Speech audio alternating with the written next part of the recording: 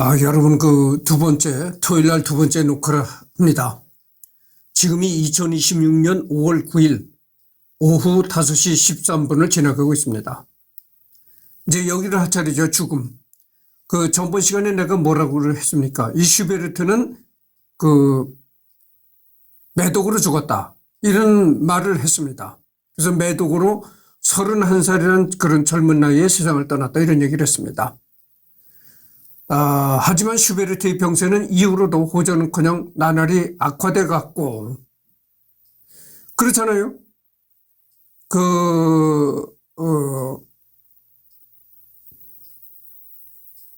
이 슈베르트 시대에는 매독이 불치병이었습니다. 뭐 어떻게 치료를 전혀 할 수 없는 그런 병이었어요. 근데 여기 보면은 이런 얘기가 나옵니다.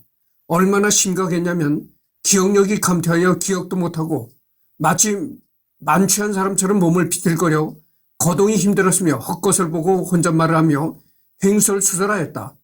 또한 심한 두통과 고열, 구토까지 하였다. 말기 매독이라는 소리 지배적이나 죽기 직전까지도 장거리를 걸어다니고 작곡도 한 것으로 보아 최종적인 사인은 살모넬라나 장티푸스 등 식중독이라는 의견도 있다. 이 설이 사실이라면 평소 가난으로 인해 떨이 음식을 사 먹던 것이 결국 문제가 된 것으로 볼 수 있다. 이 외에도 살모넬라 균에 감염이 되어서 죽었다. 또 장티푸스로 죽었다, 이런 설이 있다는 거죠. 만약에 매독으로 죽지 않고 살모넬라 균에 감염이 됐다거나 장티푸스에 걸려서 죽었다면은 평소에 이 슈베르트가 가난해가지고 제대로 된 음식을 사 먹지 못하고 요즘 흔히 말하는 유통기한이 지난 그런 음식들을 갖다 먹다가 이제 식중독에 걸려서 그렇게 되지 않았냐, 이런 얘기도 있다는 겁니다. 근데 여기서 제일 신뢰성이 있는 게 매독이라는 거죠. 매독으로 죽었다는 소리, 가장 믿을 수 있는 얘기라는 겁니다.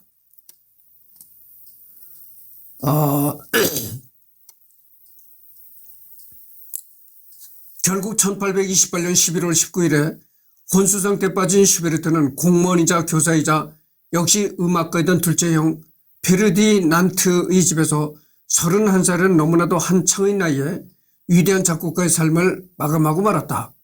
혼수 상태였을 때 슈베르트는 묻혀지는 건 싫어, 홀로 있는 건 싫어 라고 중얼거리자 곁에 있던 페르디난트가 프란츠, 모두 널 걱정하여 모였단다. 걱정 마라고 말하자 갑자기 그는 하지만 여긴 베토벤이 없어 라고 말했다.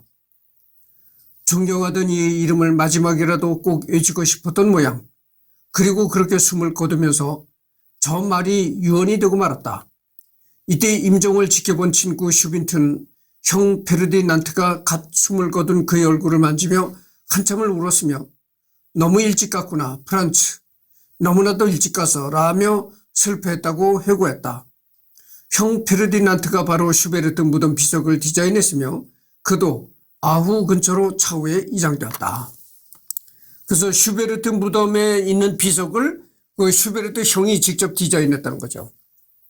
그리고 슈베르트가 이제 숨이 끊어지자 슈베르트 형인 페르디난트가 아주 슬퍼했다는 거죠. 너무 일찍 갔어. 이러면서 슬퍼했다는 겁니다.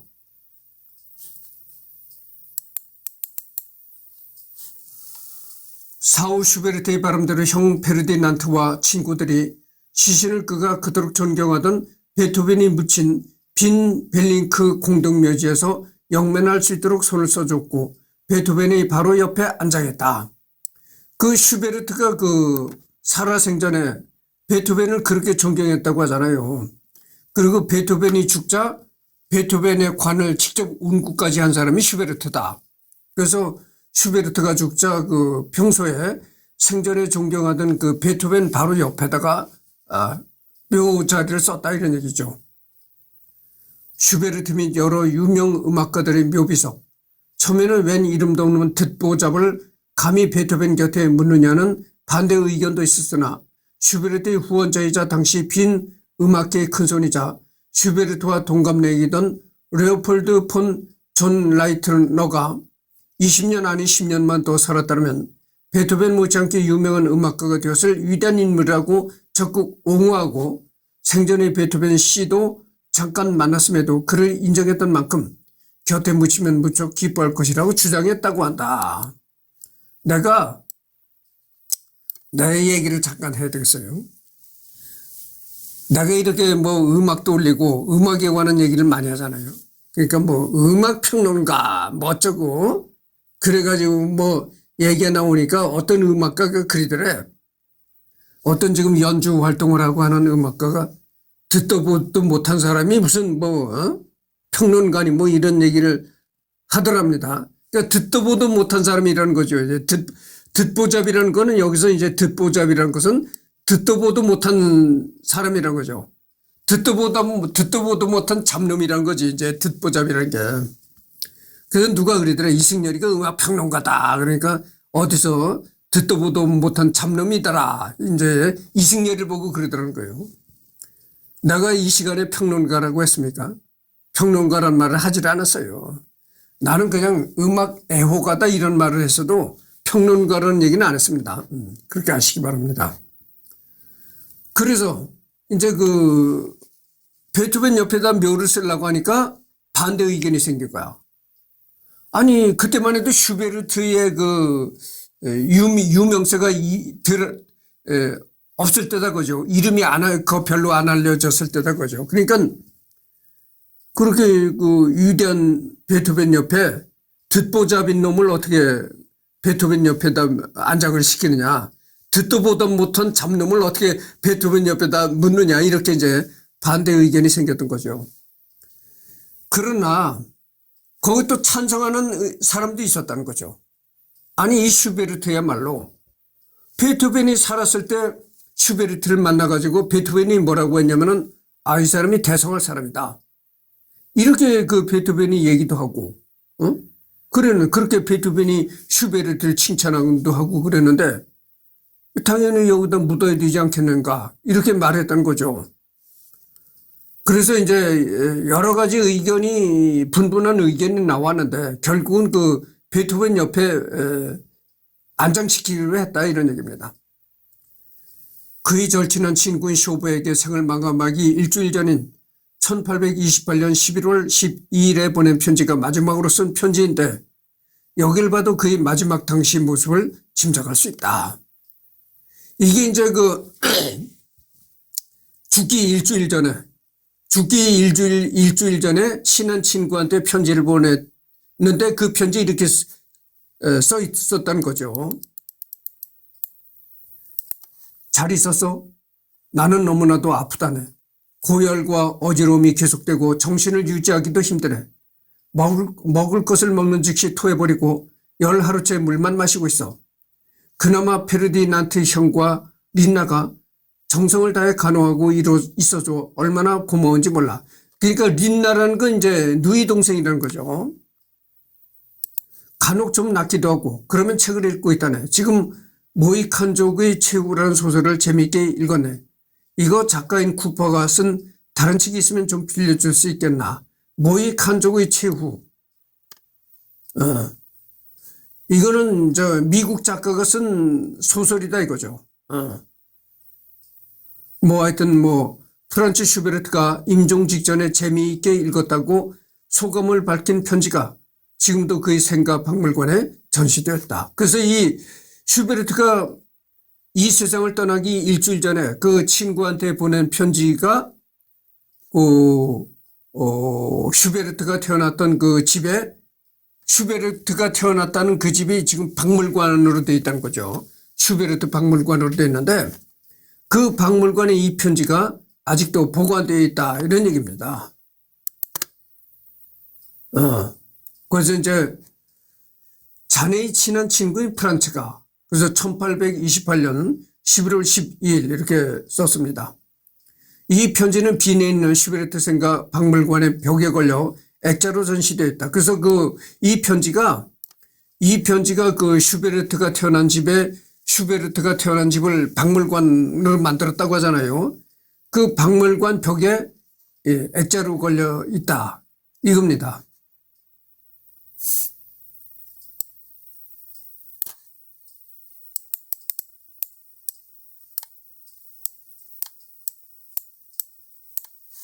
평가. 슈베르트는 겨우 31살의 짧은 인생을 살았지만 무려 998곡의 작품들을 작곡할 만큼 다작가였다. 작품성을 떠나 그의 작품 대다수가 매우 아름다운 선율을 자랑하는데 당시 슈베르트 지인들의 말에 의하면 정말 머릿속에서 쉴 새 없이 멜로디가 솟아나왔다고 한다.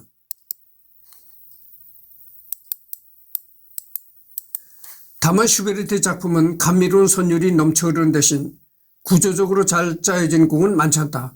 그는 31년의 짧은 생애 동안 가곡 외에 피아노 소나타나 교향곡, 신략 등 규모가 큰 작품도 다수 남겼는데 대부분 모차르트, 베토벤 등의 대작곡가들이 큰 규모의 작품에서 보여준 탄탄한 형식미와 구축력이 잘 보이지 않는다.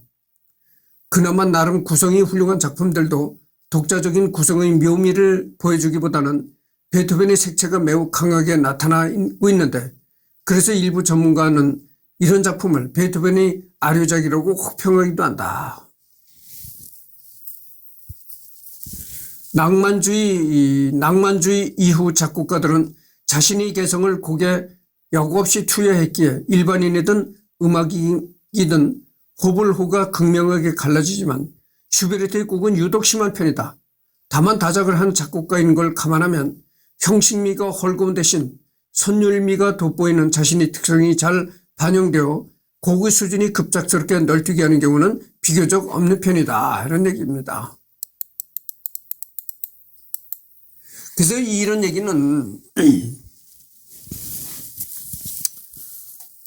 얘기는 이제 협주곡이나 교향곡 같은 이제 대곡, 그러니까 이제 분량이 많고 연주 시간이 긴 대곡을 얘기했을 때 뭐 그렇게 형식미가 없다, 뭐 이렇게 부족하다, 뭐 이런 얘기가 나오는데 내가 전번 시간에도 얘기를 했지만 이 슈베르트는 가곡을 많이 작곡했습니다. 그래서 이 슈베르트가 작곡한 가곡들을 보면은 역시 슈베르트도 훌륭한 작곡가다, 그렇게 말할 수가 있는 거예요.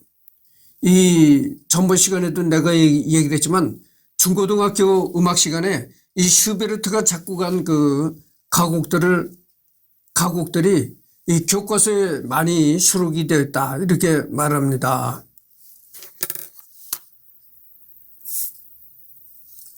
그래서 슈베르트의 음악은 듣기 아름답고 서정성이 넘치지만 연주자 및 평론가들에게는 그간 높은 평가를 받지 못했다. 슈베르트의 곡을 연주하는 연주자들의 이야기를 들어보면, 잠깐만요. 뜬금없는 전개가 자주 등장하고 악기의 표현력에 대한 이해가 없이 착상된 선율이 많기 때문에 곡의 해석이나 테크닉 측면에서 난항을 겪는 경우가 많다고 한다.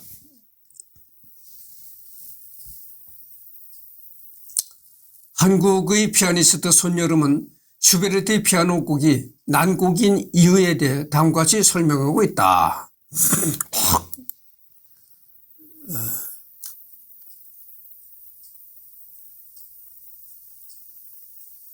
여러분들 피아니스트 손여름이 알잖아요. 손여름이가 슈베르트 곡을 이렇게 피아노로 치려면 좀 어려운 부분이 있다고죠. 그러면 슈베르트가 왜 그런가, 이거를 얘기를 하는 거죠. 우리에게 너무 어려운 사람 프란츠 슈베르트. 왕년이 최고 스타 리스트 본인 말고는 아무도 못 칠 줄 알았던 초절 기교의 곡들을 200년 후 대한민국의 입시생들이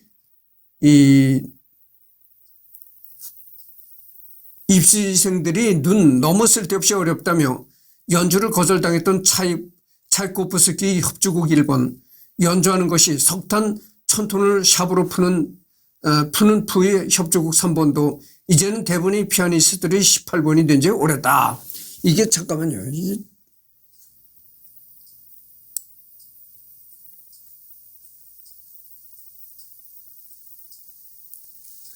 프로그램에만 넣으면 테크니션이라는 수식어를 자동으로 안겨주는 발라키레프의 이 이슬라메이나 그보다 더 어려운 곡을 만들겠다는 일념하에 라벨이 칼을 갈고 쓴 스카로브 역시 이제는 완벽하게 연주하지 못하느니 안 한 게 나은 곡들이 되어버렸다. 그럼에도 불구하고 아직까지 그 누구에게도 기술적으로 정복당하지 않은 최후의 난곡을 우리 음악가들은 안다. 음악가들은 안다고 한 건 정말이지 음악가들 말고는 아무도 모르기 때문이다. 일단 그 곡이 뭔지 정답부터 말하겠다. 답은 슈베르트의 기악곡들이다. 그래서 뭐 이거는 더 이상 리딩을 생략하도록 하겠습니다. 그러니까 이제 여러분들 내가 뭐 이렇게 음악에 대해서 얘기를 하지만 내가 여러분들한테 내가 누누이 얘기를 했잖아요. 나는 음악을 전공한 사람이 아니다. 그리고 음악을 얘기를 해도 내가 직접 어떤 연주자 입장에서 음악을 연주하는 연주자 입장에서 얘기하는 것이 아니다. 이런 얘기를 내가 분명히 했습니다. 그러니까 결국 나라는 사람은 음악을 사랑하지만 클래식 음악을 사랑하지만 그러나 어디까지나 연주자의 입장이나 이런 입장에서 얘기하는 것이 아니다 이런 얘기죠. 그러니까 뭐 손여름과 같은 여자는 그 전문적인 그 연주자 피아니스트니까 전문적인 연주자 입장에서 이제 이렇게 얘기를 한 겁니다. 그러니까 연주자 입장에서 연주를 해보려고 하다 보면은 슈베르트가 이렇게 좀 어려운 부분들이 있다. 근데 이 연주자가 아니고 이런 음악가가 아닌 사람들이 얘기를 할 때 슈베르트를 좋게들 많이 말한다 이런 얘기가 되겠죠. 또 대규모의 작품에서는 곡을 전개하는 능력이 부족해서 단순히 반복되는 패턴이 많고 화성적 발음이나 음형을 만들어내는 스킬도 부족하다는 평가를 받는다. 이런 점 때문에 일부 평론가들은 슈베르트가 과대평가된 작곡가라고 폄하하기도 한다.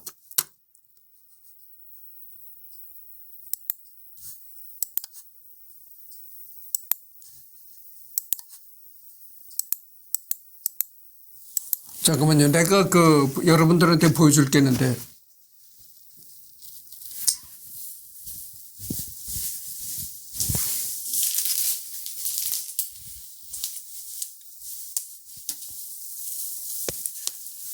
이게 음악저널 5월호 옵니다. 이게 다달이 이제 오는 월간 잡지인데 월간 클래식 전문 잡지입니다.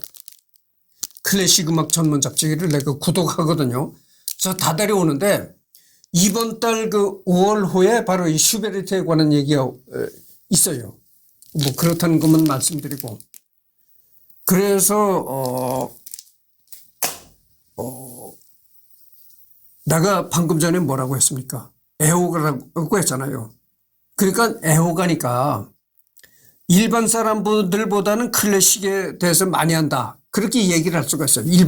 일반 그 사람들보다는 그래도 클래식을 많이 한다. 하지만 클래식에 관해서 많이 안다고는 하지만 그렇다 해서 내가 전문적인 어떤 연주자나 작곡자는 아니다. 이런 얘기입니다. 그거 아셨죠? 그러니까 내가 클래식 음악에 대해서 아는 거는 감상자 입장, 듣는 입장에서 아는 것이고 또 클래식 음악사라든가 이런 게 클래식 음악의 여러 가지 정보들, 뉴스들, 어떤 뭐 위대한 작곡가가 늙어서 죽었다. 뭐 얼마 전에 로린 마젤이 죽었을 때 내가 로린 마젤이 세상을 떠났다 뭐 이런 식의 그러니까 클래식 음악계의 뉴스, 그다음에 클래식 음악계의 이런 뭐 정보 이런 걸 다루는 사람이지 내가 어떤 뭐 연주자 독주자로서 어떤 뭐 연주회에 나가서 연주하는 거나 그런 사람이 아니잖아요. 그리고 그 점을 알아라 이런 얘기입니다. 뭐 내가 음악 얘기라고 한다고 해서 저 사람이 뭐 피아니스트인가 작곡가인가 이렇게 알면 안 된다 이런 얘기입니다. 한마디로 악기와 음악 형식에 대한 부족한 이해가 오히려 자신의 음악적 장점을 돋보이게 하는 역설적인 효과를 낳았던 것이다. 이게 그러니까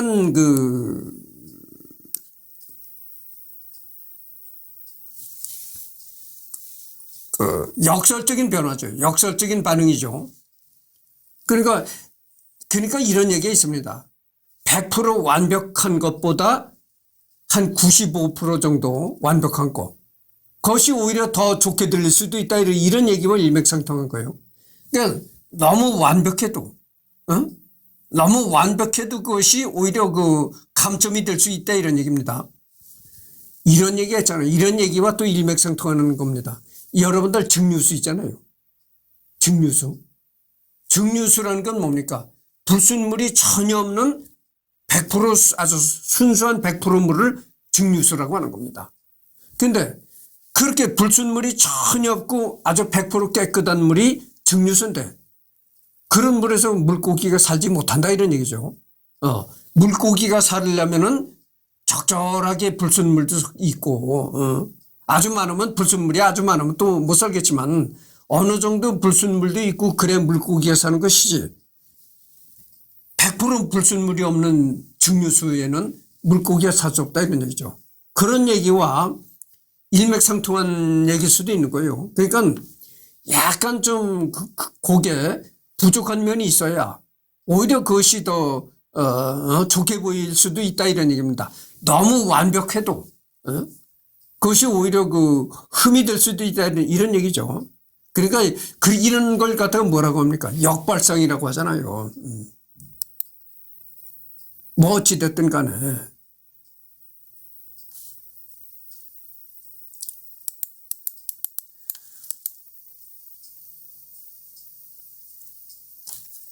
그러니까 뭐 세상에 뭐 음악도 많겠지만 또 듣는 사람들도 각기 생각이 다르고 자기 입장에서 듣기 때문에 이런 이제 여러 가지 설이 나올 수밖에 없는 거죠.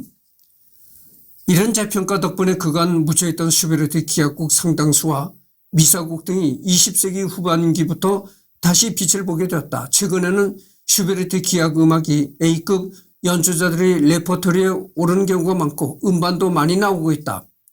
아예 슈베르트 곡만으로 연주회를 개최하는 경우도 종종 있다. 다만 연주회 레퍼토리에 슈베르트 피아노 소나타를 넣는 연주자는 아직 많지 않은 편이다. 슈베르트 피아노 소나타는 연주 시간이 매우 긴 반면 청중들을 열광시킬 요소는 부족하다.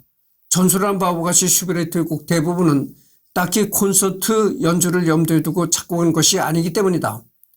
가장 유명한 D960조차도 연주 시간이 무지막지해서 연주자와 청중 양쪽에서 고역이고 이해하기도 난해하다.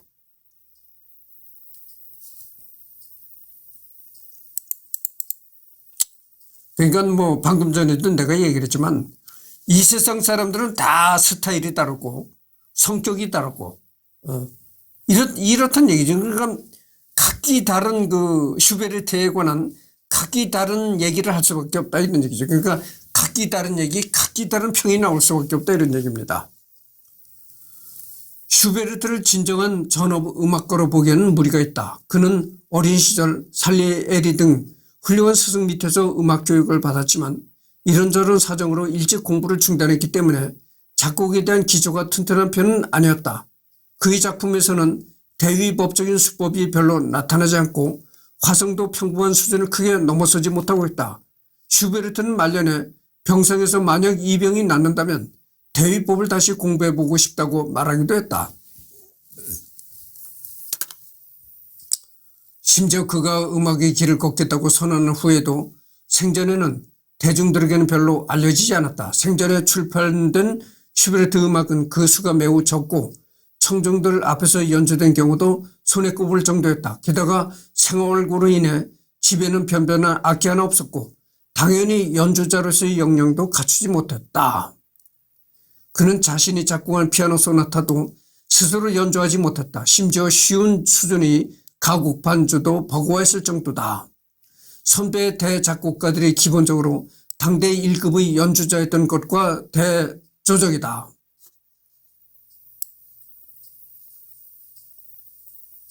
내가 전번 시간에도 얘기를 했잖아요.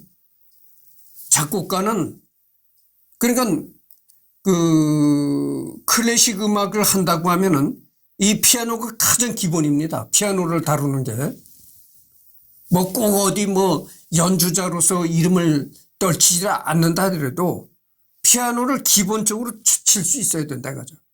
그래야 그 음악가라는 타이틀을 받을 수가 있는 겁니다. 그래서 이 작곡하는 사람들도 있잖아요. 작곡하는 그 작곡가들도 자기가 곡을 이제 끄적끄적거려서 이제 작곡을 한단 말이죠. 작곡을 하고 나서 자기가 쓴 곡을 자기가 피아노를 한번 쳐보는 겁니다. 그런 과정을 거치는 거예요. 그래서 이 작곡가들도 이 피아노는 필히 칠 줄 안다 이거죠. 그것이 기본이다 그거죠. 근데 베토벤은 그렇지 않았다. 베토벤이 아니라 슈베르트는 그렇지 않았다는 거죠. 슈베르트는 작곡을 해서도 그것을 피아노로 한번 쳐보는 그런 과정이 없었다고 합니다. 그 피아노를 칠 줄 몰랐다 이거죠. 슈베르트는 칠 줄도 모르고 피아노를 구입할 돈도 없었고, 그래서 이제 자기가 작곡한 곡을 피아노로 반드시 다른 작곡가들은 그런 과정을 거쳤는데 슈베르트는 그런 과정을 거치지 않았다 그겁니다. 그래서 내가 뭐 여러 가지 얘기를 했지만 그렇다고 해서 슈베르트가 형편없는 작곡가다 이렇게 말할 수는 없는 겁니다. 역시 슈베르트도 여러 가지 얘기가 이렇게 있지만 역시 슈베르트도 나는 훌륭한 작곡가다 이렇게 말합니다. 그나마 슈베르트의 재능을 아꼈던 주변의 지인들의 후원으로 간신히 음악 생활을 이어나갈 수 있었는데 여러분들 말이죠. 요즘에는 돈이 없어도 나이롱 시대잖아요. 나이롱 시대. 나이롱이라는 게 뭡니까? 가짜인데 진짜 같은 걸 갖다가 나이롱이라고 하잖아요. 그걸 갖다가 나이롱이라고 한단 말이죠. 분명히 가짜는 가짜인데 아주 진짜와 똑같아. 그거를 이제 나이롱이라고 한단 말이죠. 지금 나이롱 시대잖아요. 그래서 지금은 원래 피아노는 그렇게 비쌉니다. 원래 피아노는 그렇게 뭐 상당히 고가로 올라가는데 나이롱 시대잖아요. 디지털 피아노로가 있습니다. 디지털 피아노로가 나오는데 그거는 뭐 한 150만 원 정도 돼도 좋은 걸 살 수 있어요. 나이롱 시대다 그거죠. 그래서 요즘에는 굳이 그 돈이 없으면은 굳이 무리를 해가면서 그런 비싼 피아노를 살 필요가 없다. 그 비싼 피아노가 뭡니까? 어쿠스틱 피아노라고 하잖아요. 그런 그 어쿠스틱 피아노는 살 필요가 없고 돈이 없는 사람은 그런 디지털 피아노 그러니까 한 150만 원 주면 살 수 있는 거 그런 걸 사라. 그래서 그 디지털 피아노는 말이죠. 그것도 그 피아노와 똑같은 소리를 내게 세팅을 하면 똑같습니다. 피아노 소리와 똑같아요. 여러분 그래서 요즘은 그래서 돈이 없는 사람은 어디 뭐 훌륭한 음악회 나가서 정말 독주 연주회를 하지 않는 이상에는 그냥 가정에서 놓고 그 피아노를 치고 뭐 이렇게 취미 생활을 하려면 구태여 비싼 피아노를 살 필요가 없다. 디지털 피아노 가볍고 그 디지털 피아노는 또 무게도 많이 나가질 않아요. 가벼워요.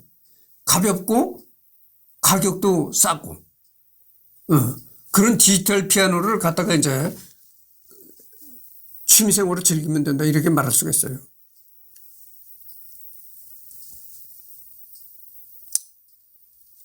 게다가 생활고로 인해 집에는 변변한 악기 하나 없었고 당연히 연주자로서의 역량도 갖추지 못했다. 선배 대작곡가들이 기본적으로 당대 1급의 연주자였던 것과 대조적이다. 그나마 슈베르트의 재능을 아꼈던 주변의 지인들의 후원으로 간신히 음악 생활을 이어나갈 수 있었는데 재능이 뛰어난 음악 덕후에 더 가까웠다고 볼 수 있다. 그런데 슈베르트 음악의 특징이자 장점이 바로 여기서 나오는데 매니아 기질로 작곡했던 슈베르트는 역사상 어떤 대작곡보다도 자기 내면에 충실한 음악을 만들어낼 수 있었다. 이것이 이제 역발상이라는 거죠. 역발상. 음악 인생 내내 윗사람의 지시와 명령을 견뎌내야 했던 바흐. 항상 의뢰인이나 청중들의 기호와 반응을 의식해야 했던 핸델, 모차르트, 베토벤 등의 선배 대작곡가는 달리 슈베르트는 남에게 팔기 위한 음악을 작곡한 것이 아니었기 때문에 딱히 남의 이목을 신경 쓸 필요가 없었고 악기 연주 효과나 공연의 화려함에 집착할 필요도 없었다. 그렇습니다. 역발상으로 보면 이렇다는 얘기죠. 오히려 그러게, 내가 이제 또 얘기를 하나 해봅시다. 지금 30분을 경과했었는데요. 외국의 유명 음악대학을 나와가지고, 외국의 유명 음악대학을 나와가지고, 외국의 유명 오케스트라에 취업한 한국 젊은이들이 있어요. 그것도 뭐, 계약직이라든가 임시직으로 취업한 게 아니고, 종신직으로. 그러니까 뭐, 얼마나 철밥통이잖아요. 종신직이라는 게 뭡니까? 늙어서 이거를 연주 못할 때까지 거기 있어라 이런 얘기인데 그야말로 철밥통이죠. 그러면 얼마나 영광입니까? 그게. 음대를 나오자마자 바로 음대를 나와서 바로 그 외국의 이름 있는 유명 악단의 연주자로 채용이 된다는 게 굉장한 영광입니다. 자, 가문의 입장에서도 영광이고 본인의 입장에서도 영광인 거죠. 음악을 전공한 사람이 그 자기 전공 분야로 그 외국의 유명 악단에 취업을 했으니까 얼마나 그 영광스러운 일입니까? 그래서 자, 요즘에는 대한민국도 국력이 커지고 젊은이들의 교육 수준이 높고 그러니까 그런 일이 많이 생겼다. 그것은 그렇게 음대를 나와가지고 외국의 유명 악단에 취업을 한다는 것은 가문의 영광이기도 하고 본인의 영광이요. 나가서는 가문의 영광이고 또 대한민국의 위상을 높이는 일이기도 하다. 이렇게 내가 뭐 블로그에 이렇게 썼는지 하여튼 그러니까 또 거기에 대한 입방아를 찢는 사람들이 있어. 그게 노예다. 그렇게 외국 악단에 들어가서 그 연주만 하는 게 그게 노예 생활 아니냐. 또 그렇게 얘기한 사람들이 있더라고. 근데 그렇게 세상을 남을 어떻게 해서든지 깎아내리려고만 하고 부정적으로 얘기를 하면 안 되는 거죠. 아니 그런 식으로 말한다면 노예 아닌 사람이 없는 거예요. 다 노예예요. 봅시다. 대통령은 누구의 노예죠? 국민의 노예다. 민주국가에서 북한 같은 국가는 그렇지 않지만 민주국가에서 대통령은요. 국민의 노예입니다. 그렇잖아요. 또 사장은 누구의 노예입니까? 사장, 회장은 누구의 노예입니까? 거래처 고객의 노예잖아요. 이 세상에 다 노예라니까. 그런 식으로 얘기를 하면 노예 아닌 사람이 없는 거예요. 그렇잖아요. 그래서 그거는 분명히 영광입니다. 영광이지 그런 걸 갖다가 노예니 어쩌니 이렇게 입방아를 찌면 안 되는 거죠. 남을 축하하는 건 축하를 해줘야 되는 겁니다. 여러분들 지휘자 밑에서 악기만 연주한다고 노예로 생각하면 안 됩니다. 지휘자라는 건요. 여러분들 지휘자를 너무 그렇게 아주 의미 깊게 생각하면 안 됩니다. 지휘자라는 건요. 대부분 지휘자가 상임 지휘자도 물론 있어요. 그 악단에 따라서 악단 사정에 따라서 상임 지휘자를 두는 악단이 있고 상임 지휘자라는 게 뭡니까? 항상 거기에 이제 재직하는 지휘자를 상임 지휘자로 하는 거예요. 대부분 지휘자는요. 상임 지휘자도 있지만 임기제입니다. 임기제. 그리고 몇 년 정도 임기가 끝나면 또 다른 사람으로 바꾸고 그런 거예요. 그러니까 이 지휘자라는 거는 참 어떻게 보면 지휘를 한다 그뿐이지 안정이 안 되는 거예요. 그렇지만 오히려 이 연주자는 안정이 되는 겁니다. 아니, 종신직으로 채용이 됐는데 얼마나 영광입니까? 그렇게 그걸 영광으로 알고 생각을 해야지. 뭐 노예다? 그렇게 자꾸 남을 헐뜯고, 헐뜯는 쪽으로 얘기를 하면 안 된다, 이런 얘기. 또 한 가지 내가, 전번 시간에도 내가 얘기가 이제 길어지는데 들어보시오. 부모들이 살고 있는 집까지 다 팔아가지고 외국 유명 대학을 졸업시켰다는 거야. 외국에다 유학을 보내가지고 외국의 유명 대학, 유명 음대를 졸업시켰는데 이 아들이 취직을 못해가지고 맨날 논다네. 그래서 이 아들 방문을 이렇게 열어보면 거저 뭐 컵라면 뭐 이런 거 널브러져 있고 이렇단 거야. 그걸 보면서 속에서 우라통이 터진대, 부모가. 아니, 집까지 팔아가지고 유명 음악대학을 가르쳐 놨더니 어디가 돈도 못 벌고 이 방구석에서 컵라면 찌꺼기나 먹고 있더라. 이게 아주 속에서 열이 오른다는 거예요. 어? 그걸 생각해 보세요. 음대를 졸업하고 외국의 유명 악단의 연주자로 취직한다는 게 얼마나 영광인가. 그게요, 진짜 영광입니다. 자기한테도 영광이고, 나가서 가문의 영광이고, 국가의 영광이기도 한 겁니다. 예를 들어서 내가 이름 있는 음대를 나와가지고, 어디 뭐 빈 필에 뭐, 연주자로 취직이 됐다든가, 아니면 뉴욕 필하모닉의 뭐 연주자로 취직이 됐다든가, 그것도 뭐, 계약직도 아니고 종신직으로. 얼마나 영광입니까? 영광이잖아요. 음대를 나와가지고도 그렇게 방구석에서 돈도 못 벌고 컵라면으로 끼니를 때우고 그래서 부모가 우라통이 터진다는데 그런 걸 생각해 보시오. 얼마나 영광인가. 그래서 내가 얘기가 길어졌습니다. 지금 36분을 경과했습니다.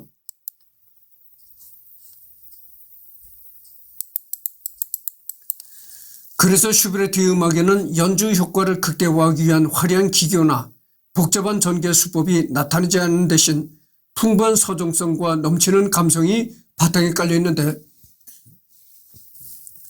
높으신 분이나 청중들의 반응을 의식할 필요 없이 오직 자신을 위한 음악을 작곡했기 때문이다.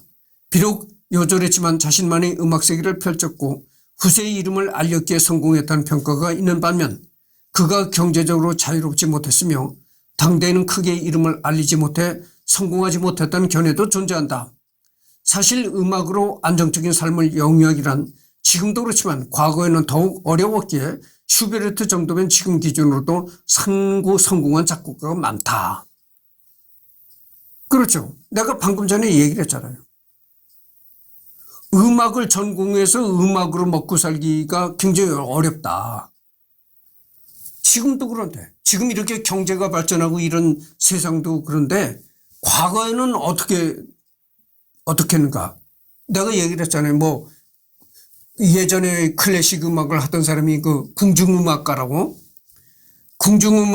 궁중에 취직한 음악가들이 있었어요. 그런 음악가들은 영광이죠. 그렇지만 대다수의 음악가들은 그 궁중음악가로서 취직도 못했습니다. 그러면 정말 먹고 사는데 참 생활고를 느끼고 그랬다는 거죠. 방금 전에 내가 얘기를 했잖아요. 유명 음대를 나와서 그렇게 외국의 유명 오케스트라에 취직이 되는 사람이 있고, 유명 음대를 나와도 취직 안 되고 돈을 못 벌고 방구석에서 컵라면 찌꺼기를 때우는 사람이 있다. 이런 얘기를 했잖아요.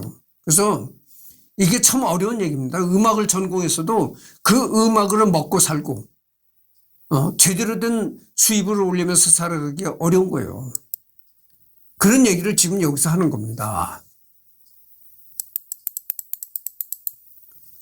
지금 39분을 경과하고 있습니다. 그래서 여기서 끝내고요. 다음에는 이제 오늘은 녹화가 없죠. 내일은 일요일 날이니까 내일 녹화가 있는데 내일은 여기서부터 합니다. 음악사적인 측면에서 슈베르트를 여기서부터